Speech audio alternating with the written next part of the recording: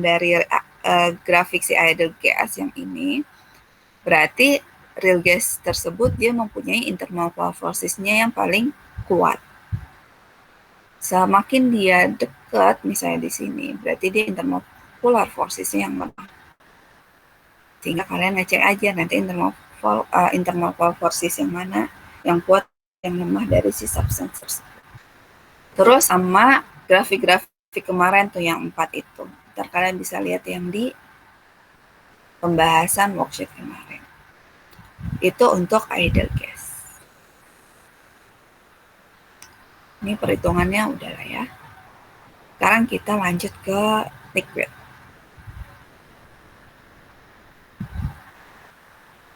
Kalau di liquid, ini kita lebih ngomongin tentang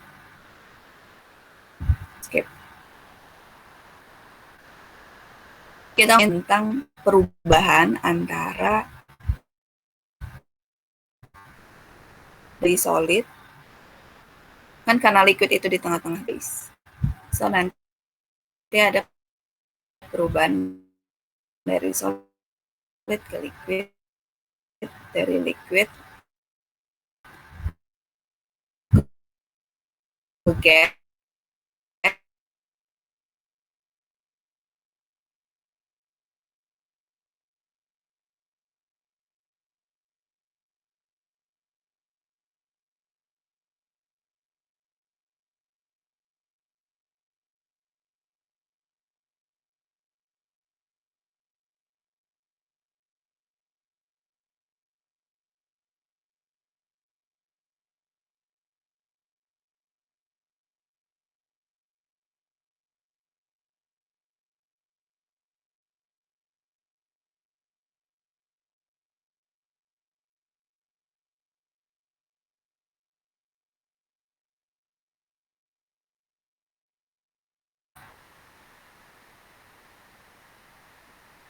karena semakin cepat, makanya forces antara si partikel satu dengan yang lain di solid ini pasti akan lebih cepat dan lebih mudah untuk diputuskan. Ikatannya akan lebih lemah. Ketika dia sudah rada putus berdekatan dengan solid seperti ini, makanya jadilah liquid. Proses dari solid ke liquid disebutnya melting. Begitu juga dengan vaporization, yaitu liquid into the vapor. Sama, karena dia ada heat transfer. Penjelasannya sama dengan kayak tadi.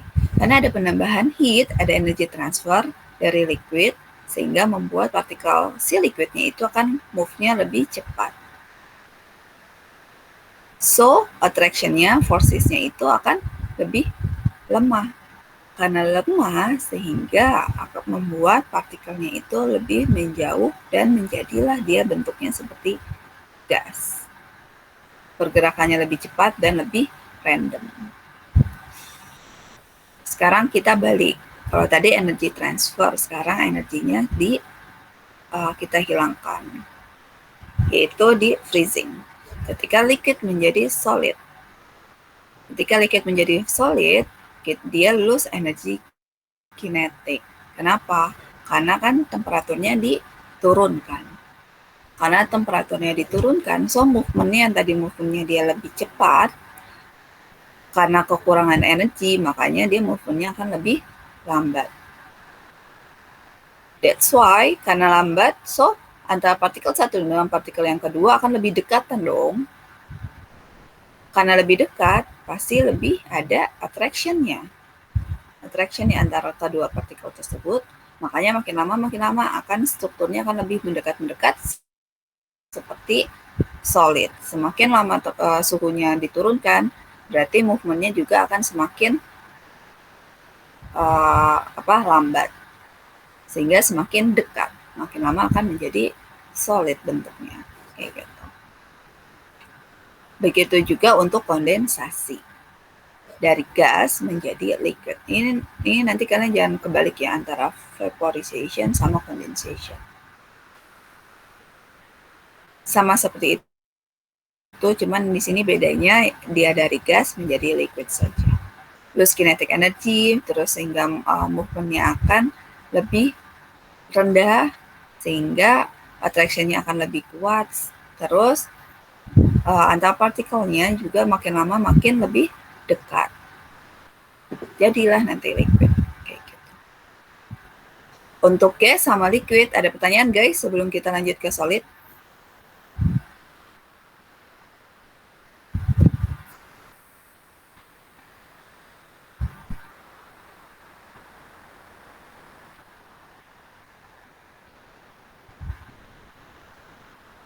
Belum ada Miss kayaknya.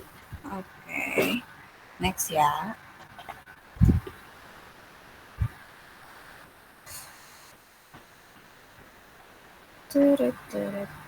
Kita lanjut ke solid guys. Sebenarnya materi unit 4 tuh sedikit dibandingkan materi yang lain. Solid. Kita berhubungan dengan materi sebelumnya, chemical bonding. Sebelumnya juga sih ada chemical bondingnya. Cuman kalau yang sebelumnya, yang liquid sama gas itu lebih ke intermolecular forces. Kalau yang solid ini kita tidak hanya intermolecular forces, tetapi intramolekularnya, yaitu metallic, ionic, sama covalent. Besi is metallic bonding. Sodium chloride, ionic bonding. Water is covalent bonding. And silicon oxide, it is covalent bonding. For the structure, because metallic bonding, so the structure is giant metallic. For the sodium chloride, it is giant ionic. And for the covalent, there are two kinds of structure. The first one is simple molecular, and the second one is giant molecular. If you need to draw, cuman kalau gambar-gambar ini pasti gambarnya yang giant molecular, karena gambar yang dari metalik sampai yang simple molecular itu kalian sudah pelajari di unit sebelumnya. Tapi yang giant molecular baru yang unit ini kan. Pasti kalau misalnya ada disuruh gambar-gambar tentang yang giant molecular. Oke. Kalian harus paham karena nanti berhubungan dengan si struktur ini gitu. Karena kan kayak gimana partikelnya, energinya gitu. Ujung-ujungnya nanti ke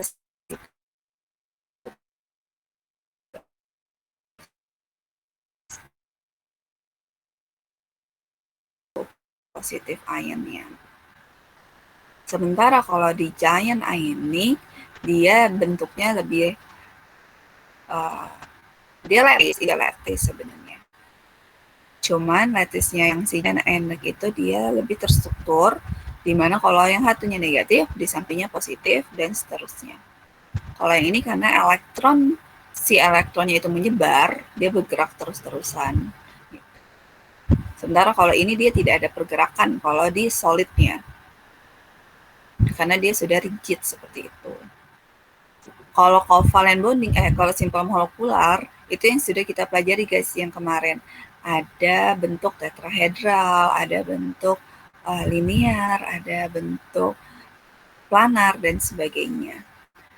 For the giant molecular, itu bentuknya dia tersendiri. Untuk silicon oxide sendiri, terus untuk diamondnya seperti apa, grafit seperti apa, grafin seperti apa, itu bentuknya beda-beda. Sementara kalau yang ini, metalik pasti bentuknya seperti ini. Mau metaliknya besi kek, atau aluminium kek, atau natrium, sodium kek, pasti bentuk lattice-nya kayak gini. Sama ionic juga seperti ini, hanya berbeda sih dia ionnya apa aja. Kalau simple molekular tergantung kan dia ikatannya apa. Karena bentuk molekulnya kan kita sudah pelajari ada banyak. Kalau giant molekular itu sudah khasnya sendiri. Kalau silicon oxide bentuknya seperti ini.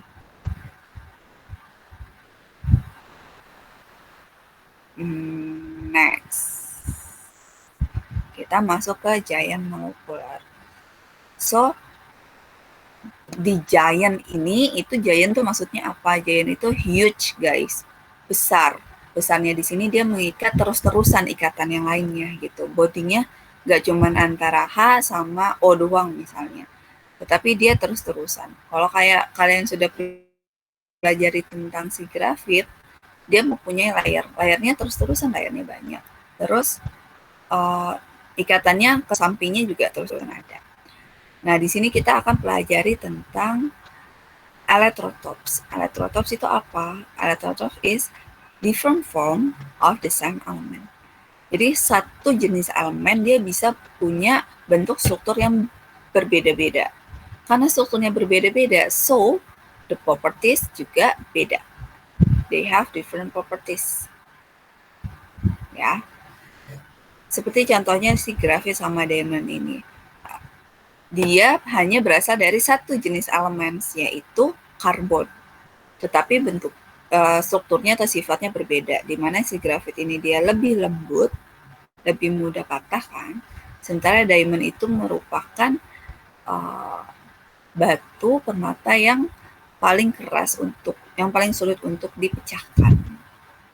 Bedanya jauh banget. Kenapa? Itu karena perbedaan strukturnya. Ini kita next aja ya, karena ini guys. So, ini bentuk dari grafit, ini bentuk dari si diamond. Diamond sama silicon dioxide kalian bisa lihat dia bentuknya sama. So, propertiesnya juga akan mirip. Berbedanya apa? Kalau diamond mah semuanya karbon semua, makanya ini partikelnya warnanya sama.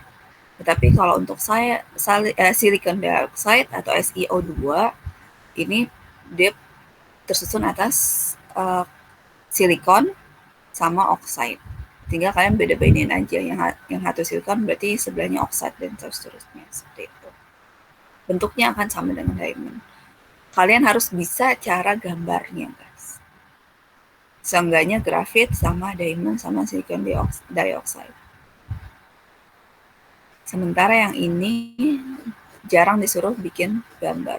Kalau grafit gampang lah ya, karena cuma satu layer dari si grafitnya doang. Nah, seperti yang kemarin sudah kita pelajari, untuk giant molekul itu dia insoluble.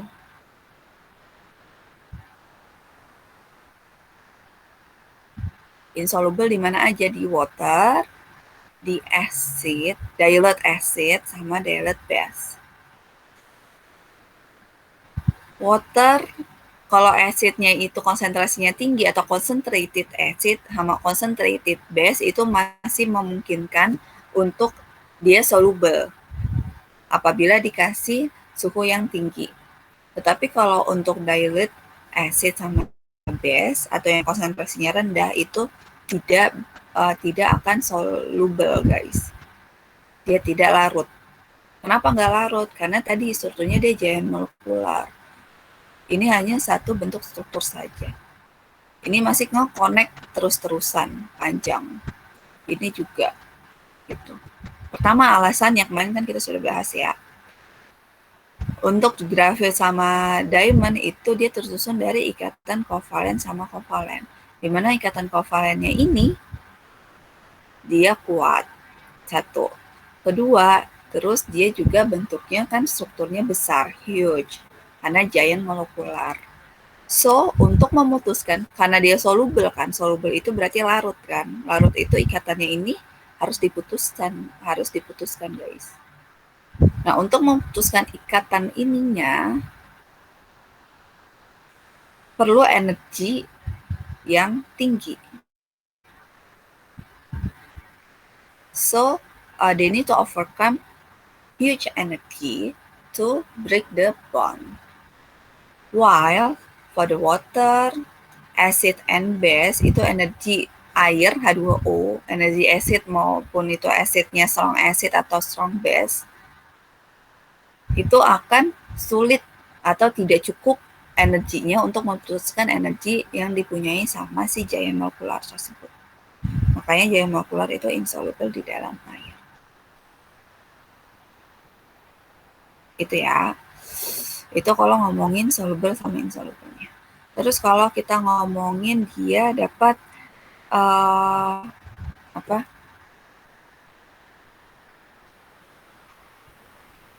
Apa guys namanya guys? Yang listrik teh? Electricity. Konduktor. Iya, konduktor sebelah sih. Dia bersifat konduktor atau bisa mengantarkan listrik. Yang bisa mengantarkan listrik si grafit atau si diamond?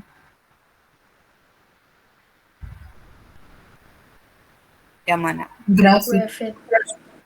Iya, kenapa? Soalnya kalau di diamond itu ikatannya terlalu very high. Jadi kalau buat elektron yang move itu susah. So,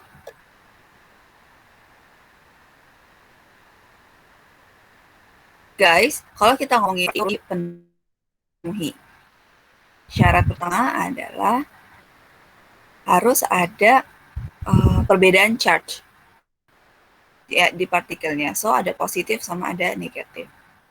Yang kedua, dia harus positif sama negatifnya ini harus ada pergerakan, move. Gitu. Bedanya di diamond sama di grafit ini dia ada sea of electron. Ya kan? Di sini ada elektron. Di antara sininya, min. Di mana elektronnya ini dia bergerak, guys. So, karena elektronnya sudah keluar, berarti karbonnya di sini lebih positif, parsial positif. Jadi, sudah terpenuhi syaratnya, ada positif negatifnya, karena ada sea of elektronnya atau delocalized elektron.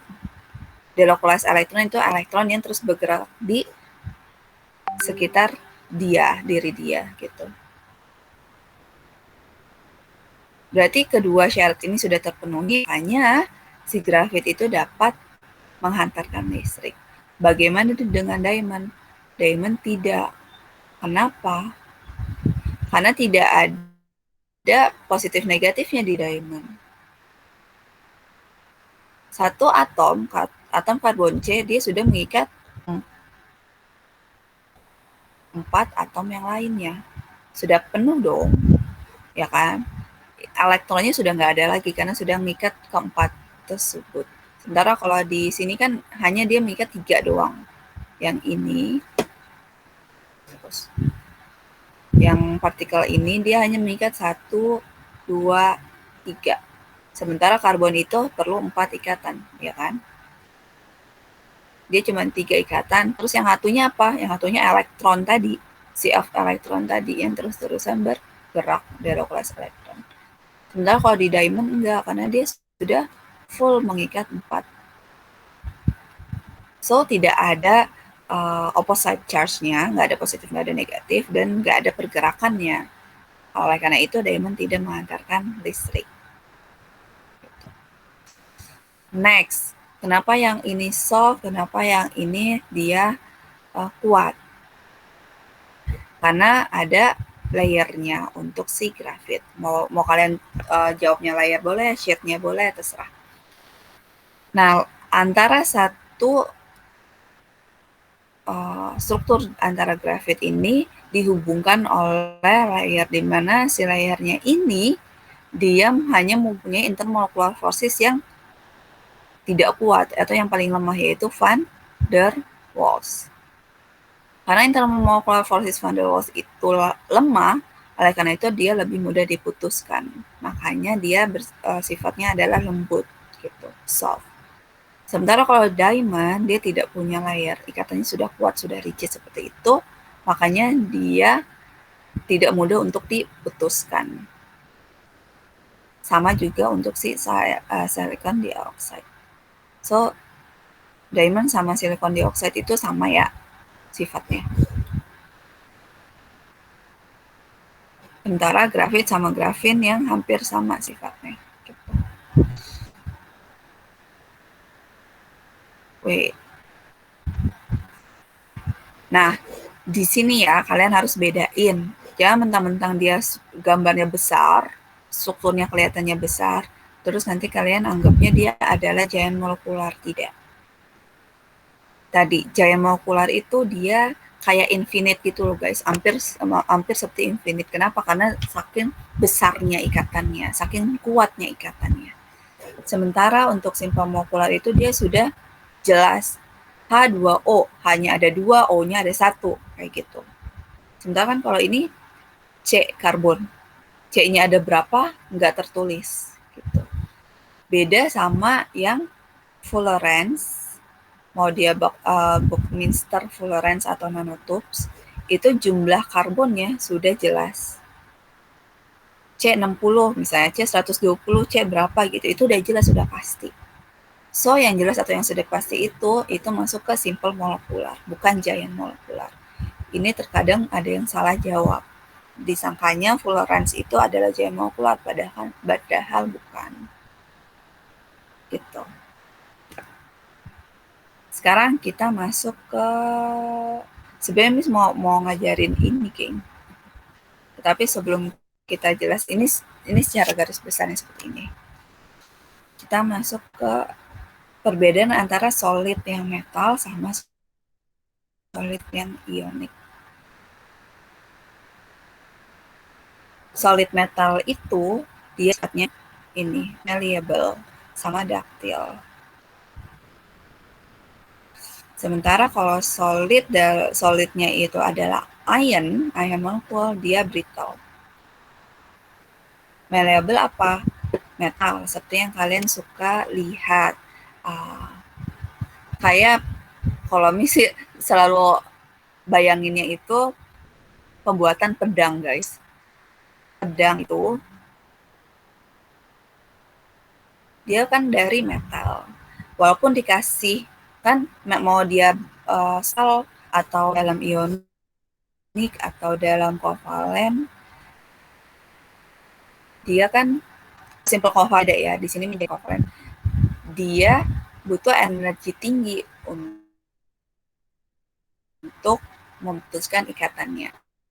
Yang solid-solid ini, apalagi yang strukturnya giant, high temperature untuk memutuskan ikatannya. Jadi walaupun temperaturnya tidak kayak misalnya pedang, walaupun ditumbuk-tumbuk terus sama panas, dia tidak melting kan, kecuali dia butuhnya energinya tinggi banget untuk nge-meltnya itu gitu loh. Nah, pedang walaupun dipukul-pukul juga atau dikasih force, dia struktur si ikatannya itu, struktur si metalnya itu akan tetap gitu loh guys. Makanya dia disebutnya malleable.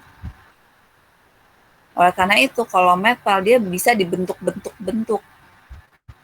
Karena dia masih bisa masih bisa memperkuat atau masih bisa mempertahankan si strukturnya tersebut. Kenapa? Karena ada sea of electron di dalam struktur metal. Walaupun dikasih force, misalnya dikasih force di sini, sea of electron itu kan dia terus bergerak. Sehingga yang tadinya di sini positif, di sini negatif. So, attraction-nya akan terus-terusan ada, gitu, strong attraction di sini. Sehingga dia akan mempertahankan struktur si metal tersebut. Karena sifatnya seperti itu, malleable, nah dia juga bisa bersifat ductile. Yaitu bisa di-stretch untuk menjadi wire. Karena dia sifatnya juga mengantarkan listrik kan, conduct of electricity gitu. So dia juga bisa bersifat ductile. Itu untuk metal. Sementara untuk ion compound dalam bentuk solid, karena kita masih ngomongin solid, dia sifatnya brittle.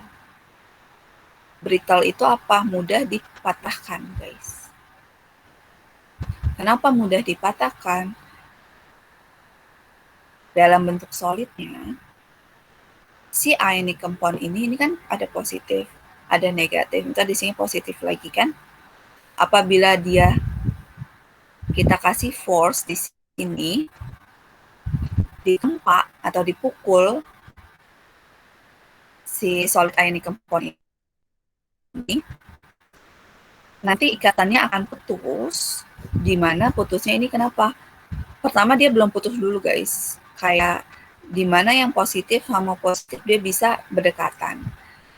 Negatif sama negatif dia bisa berdekatan. Beda dengan si metal.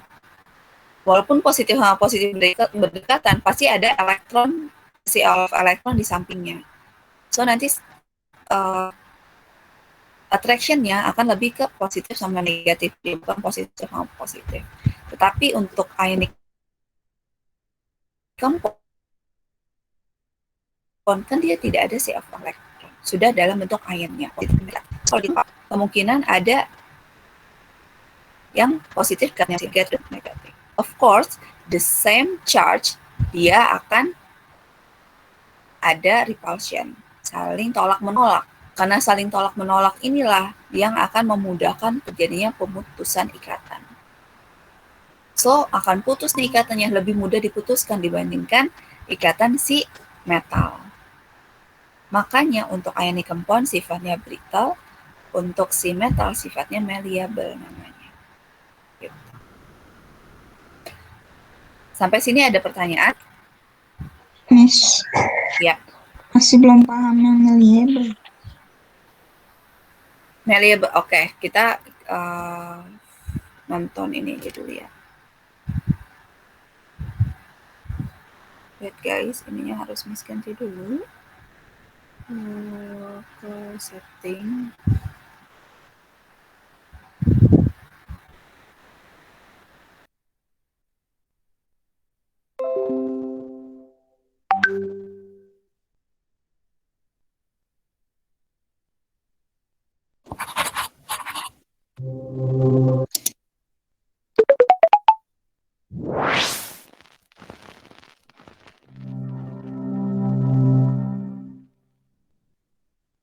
Metals are used in many everyday objects.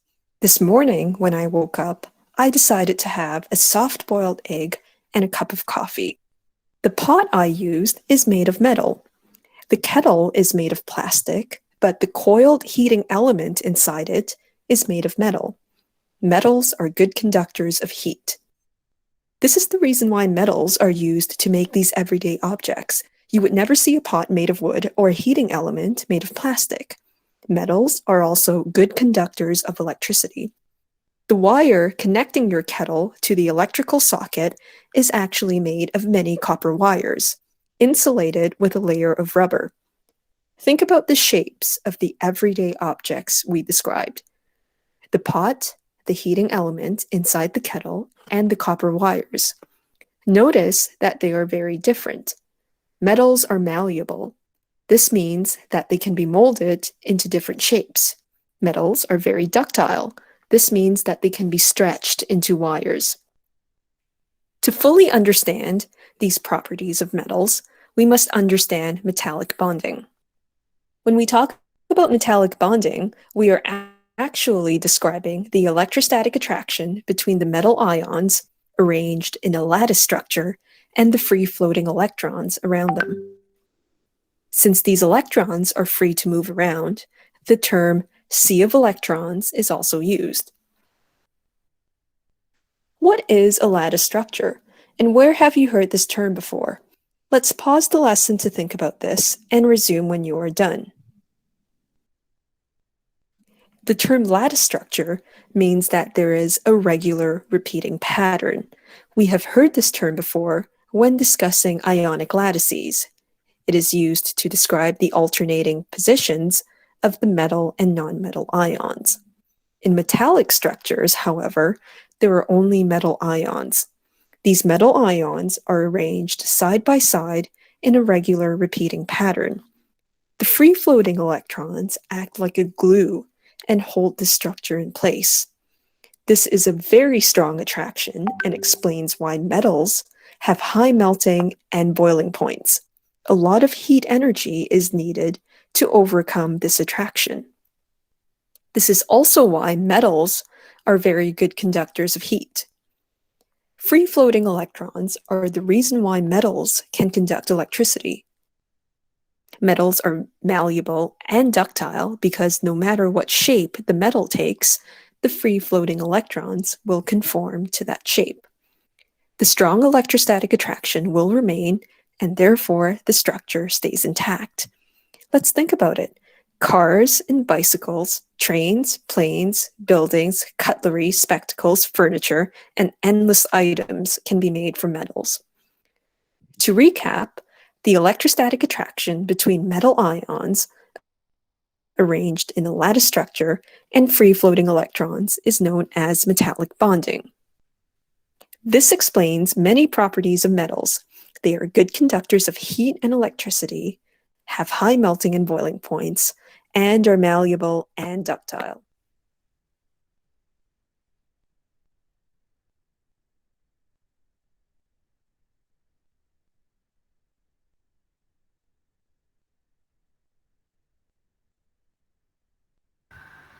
Gimana? Udah rada paham? Atau masih ada yang ditanyain? Paham, Miss. Oke.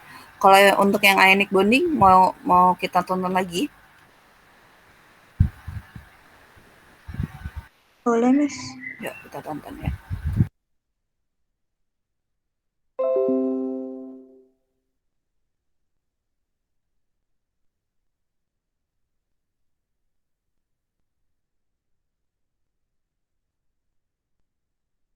Many ionic compounds do not just exist in a laboratory or in your chemistry homework. Sodium chloride is regular table salt. Sodium fluoride is added to some toothpastes to help strengthen tooth enamel. Ammonium nitrate can be used to fertilize plants. Although their real-life applications are very different, they share a few key properties. In this lesson, we will learn about the properties of ionic compounds. These ionic compounds have very high melting points and are brittle because of their 3D giant ionic lattice structure. The strong electrostatic attractions holding the 3D lattice structure in place mean that a lot of energy is required to overcome these attractions. When we apply a force, it breaks the regular repeating pattern of oppositely charged ions, causing ions with like charges to come close to one another. The ensuing repulsion breaks the lattice structure. Sodium chloride, sodium fluoride, and ammonium nitrate can all dissolve in water, as we know. Or else we wouldn't be able to flavor our soups, brush our teeth, or fertilize our plants. Most ionic compounds are soluble in water. In water, an ionic compound can dissociate into its ions. So when we dissolve sodium chloride, it will dissociate into sodium and chloride ions. These ions become stabilized in water due to the polar nature of water. As you can see, the sodium ions are stabilized by the negative dipole of water, and the chloride ions are stabilized by the positive dipoles of water. This solvation stabilizes the free-floating ions. An ionic compound dissolved in water can conduct electricity. This is another key property of ionic compounds. This is made possible due to the presence of free-floating ions. We can dissolve copper 2 sulfate in water in a beaker. Add a few drops of sulfuric acid. Place a strip of copper and a strip of zinc into the solution. These will act as electrodes. Using 2 alligator clips, connect one strip to one end of the mini light bulb and another strip to the other end to complete the circuit. You will see that the light bulb lights up.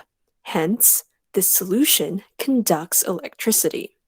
Following on the same idea, molten ionic compounds can also conduct electricity. The lattice structure is broken at high temperatures, and so the ions become free-floating.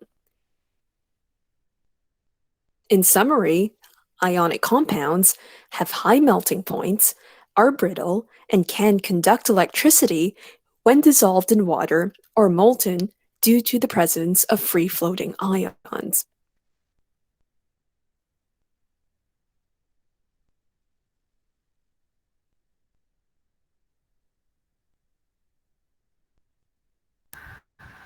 Gimana, gengs? Ada pertanyaan tak?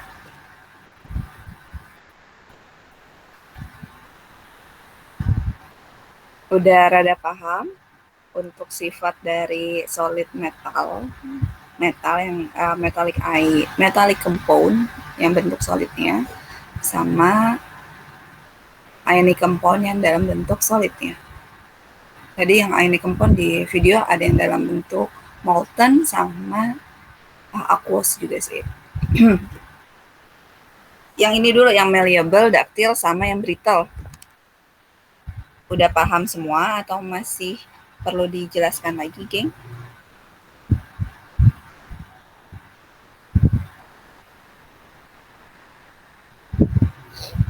Nggak ada ya? Miss. Ya. Ada Vina dulu, Miss. Enggak, Nadif aja, Nadif. Oh, Miss mau tanya, brittle tuh apa, Miss? Brittle itu mudah putuskan. Oh, oke. Yo. Thank you, Miss. Terus Devinda ada mau ditanyain? Enggak, Miss, nggak jadi. Oke. So makanya kan tadi karena dia dalam bentuk 3D lattice, positif negatifnya itu sudah jelas, sudah terstruktur segitu. Nggak ada si of electron juga kan kalau dia ionic compound. So kalau misalnya kita kasih first ke si ion tersebut, tadi yang positif bisa ketemu dengan positif, negatif bisa ketemu dengan negatif. Nah, yang sesama charge itu akan saling tolak-menolak. Maka saling tolak-menolak, makanya dia lebih mudah putus. Makanya sifatnya brittle. Sementara kalau metal, dia sifatnya tidak brittle, tidak mudah putus. Malah dia malleable. Malleable itu berarti bisa berubah ke shape yang lain. Tapi dalam bentuknya masih si metal tersebut. Kenapa? Karena ada si alpha elektron tersebut yang istilahnya dia, karena ada si alpha elektron, dia yang mempertahankan bentuknya, guys. Tuh, karena interaksi atau attraction antara positif dan negatifnya itu terus-terusan. Kalau yang ini kan enggak. Sekarang kita lanjut ke intinya, inti dari semuanya. Gitu. This one.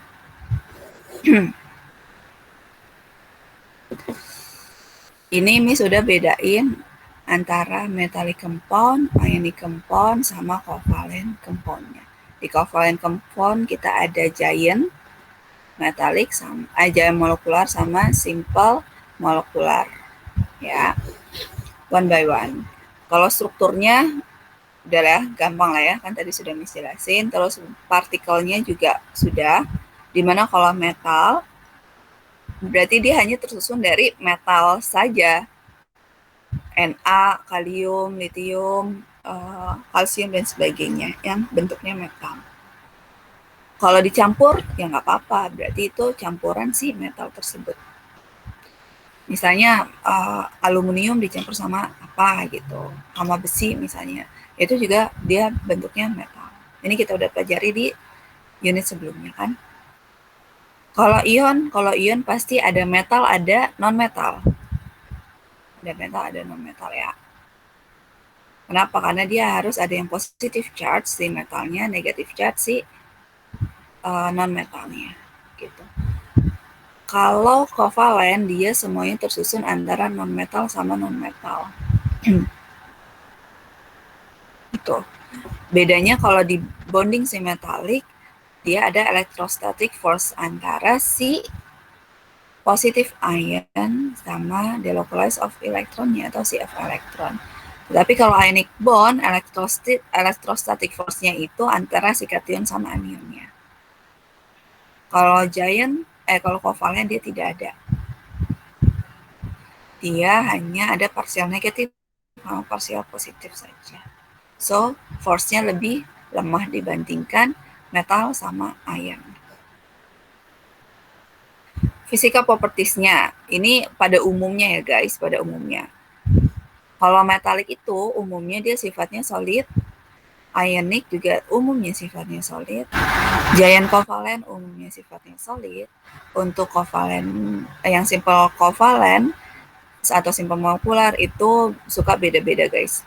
Semakin dia lemah ikatannya atau seperti van der Waals gitu, dia akan semakin gas. Semakin dia kuat ikatannya, dia akan menjadi semakin liquid ataupun bisa jadi solid. Gitu. Jadi tergantung intermolecular forces-nya kalau di simple molecular force. Kalau di simple molekular. Volatil itu apa? Volatil itu dia dapat bergerak bebas. Karena dia bentuknya umumnya solid, pasti akan sulit untuk bergerak bebas. Sama yang ini juga, tetapi untuk yang covalent compound, semakin dia bentuknya gas, berarti dia semakin volatil, semakin bisa bergerak. Melting point. Melting point yang jelas untuk yang giant nih, giant metallic, giant ionic, giant covalent, dia akan tinggi, semuanya tinggi. Yang paling tinggi yang mana? Nah, si giant. Ini paling tinggi sih melting sama boiling point-nya. So nanti kalau misalnya ada tabel terus berisi melting point-nya tinggi banget, misalnya 1000, terus yang ini 600, yang ini 800 misalnya. So kalian bisa cek, ini tergantung sih sifat di sampingnya seperti apa ya guys. Tapi kalau misalnya dia yang paling tinggi, itu kemungkinan besar dia bentuknya adalah giant. Mau dia giant molekular, mau dia giant ionic, atau mau dia giant metallic. Sementara untuk yang sifatnya simple molekular, misalnya dia bisa sampai minus atau atau kecil lah, misalnya 20 kayak 30 kayak pokoknya jauh berbeda, itu adalah yang simple molekular. Untuk melting sama boiling point. Nah, di sini nih titik fokusnya, yaitu conductivity. Ini hapus ya. Conductivity. Tidak semua dia bisa menghantarkan listrik. Yang sifatnya bisa menghantarkan listrik tadi kan ada 2 syarat. Pertama ada opposite charge, positif negatif. Yang kedua, si positif negatifnya ini harus ada pergerakan. Kalau di metal dalam bentuk solidnya dia bisa menghantarkan listrik. Dalam bentuk liquidnya itu apa? Ketika si metal kita panaskan dengan energi yang tinggi banget sesuai dengan melting point-nya ya. Harus melebihi dari melting point baru dia bisa melt. Jadilah tuh liquid gitu. Liquidnya ini juga bisa menghantarkan listrik. Kenapa? Karena tadi ada delocalized elektron di sini. Ya kan? Positif negatifnya dia ada. Terus delocalized elektronnya dia bergerak, makanya dia bisa menghantarkan listrik. Kalau dalam bentuk solution, kalau solution ini dia ketika ditambahin air ya guys, beda.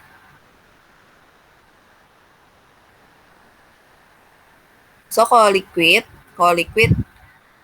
tidak ditambahin air, diri dia sendiri cuman dipanaskan saja, menjadi bentuknya hanya berubah saja dari solid menjadi liquid, melting doang. Misalnya di sininya mah Fe, tapi dia dalam bentuk solid, di sininya mah tetap Fe dalam bentuk liquid. Kalau solution berarti kan dia harus dalam bentuk aqueous kan, berbeda kan. So kalau solution si Fe-nya ini ditambah sama si air. Nah, karena dia metalik, dia tidak dapat insoluble atau tidak dapat larut di dalam air. Gitu. Saking ikatannya itu kuatnya, guys. Untuk ionic, untuk solid dia tidak dapat menghantarkan listrik. Kenapa Miss nggak bisa menghantarkan listrik? Positif negatifnya ada, ya kan? Ada yang satu kation, yang satu anion. Tetapi kalau di dalam bentuk solid, dia dalam bentuk lattice kan, geng? Dalam bentuk lattice, di mana si lattice-nya ini, partikel si positif negatifnya itu dia tidak bergerak. Rigid, tetap ada di situ. Makanya yang ininya terpenuhi, tetapi movementnya ini dia tidak terpenuhi. So, dalam bentuk solid, si ionic itu tidak dapat menghantarkan listrik. Dalam bentuk liquidnya atau moltennya, dia bisa menghantarkan listrik. Kenapa? Karena kalau dalam bentuk molten, udah nggak dalam bentuk lattice-nya lagi. Sudah free ion, positif, negatifnya sudah free, guys. Oleh karena itu, bakal ada movement-nya, pergerakannya si positif negatif ini kalau di dalam liquid. Makanya dia dapat mengantarkan listrik. Solution berarti ditambahin air. Garam ditambah air, larut atau enggak? Larut kan? Nah, karena larut, di dalam moltennya aja dia bisa mengantarkan listrik, apalagi di dalam air. Dia juga akan mudah mengantarkan listrik. Karena tetap positif negatifnya ini masih bisa move gitu.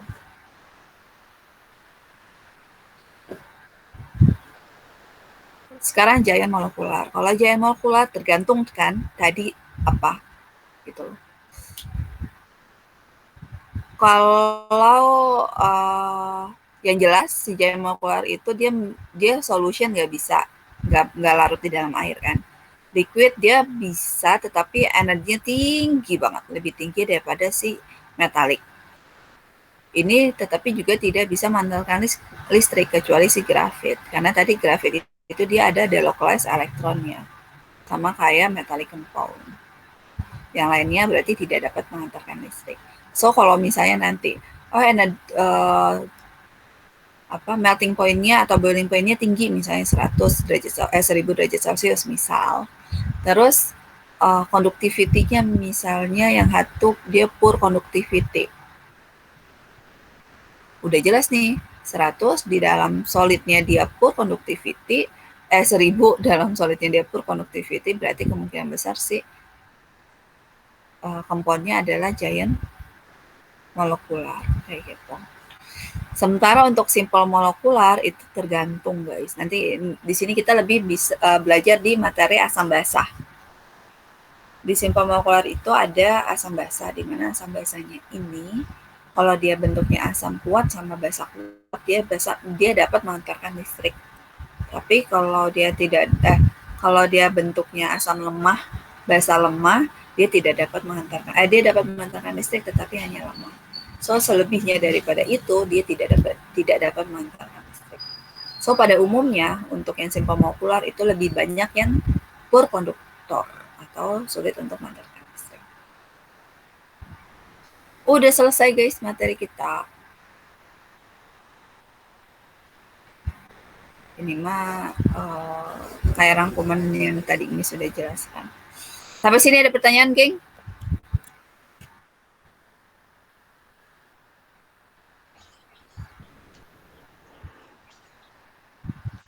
Miss, Ya. Kalau tadi kan simple molekular tuh conductivity ya. Ya. Kalau misalnya air gimana, Miss? H2O. Nah, kalau air itu, kalau airnya maksudnya hanya pure water, guys, pure water H2O, pure itu dia tidak mengantarkan listrik, guys. Cuman water yang biasanya kalian pahami kayak misalnya tap water atau misalnya air yang biasanya kalian lihat itu dia tidak pure. Di dalamnya itu bisa mengandung si yang lain, misalnya giant ionic gitu loh. Giant ionic compound di dalamnya. Atau ada ikatan-ikatan kation atau anionnya, misalnya kationnya misalnya dari si metallic compound-nya gitu loh. Biasanya dia tidak pure. Kalau dia pure air doang, dia pure konduktor. Tidak mengantarkan listrik. Tapi kalau kayak tap water atau misalnya air yang kalian minum itu dapat mengantarkan listrik walaupun tidak terlalu kuat. Karena di dalamnya itu sudah ada mineral-mineralnya, guys. Gitu. Paham?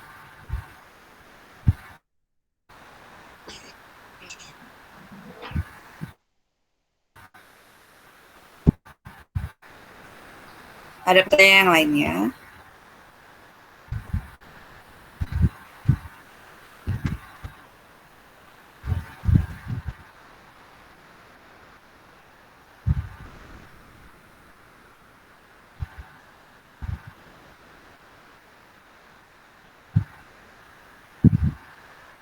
Nggak ada nih, udah paham nih, geng.